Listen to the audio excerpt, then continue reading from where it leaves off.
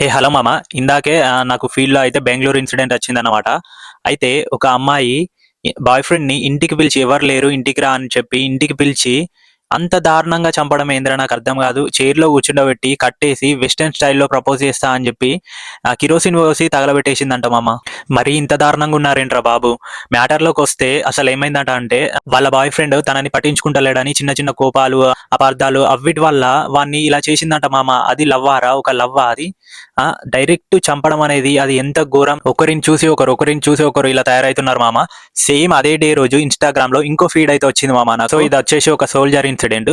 Army జవాన్ అయితే 1 year పాటుగా కోమాలో ఉన్నాడన్నమాట. అతని భార్య ఏం చేసిందో తెలుసా? అయితే 1 ఇయర్‌లో కోమాలో ఉన్నాడు కాబట్టి డాక్టర్స్ అయితే డైరెక్ట్ చెప్పేశారన్నమాట. 99% మీ ఆయన బతకడని.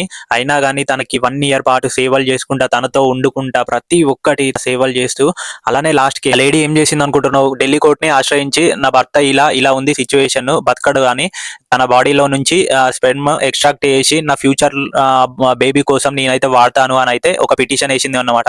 కోర్టు కూడా ఉమెన్ రిప్రొడక్టివ్ రైట్స్ ప్రకారం అయితే యాక్సెప్ట్ చేసింది అన్నమాట.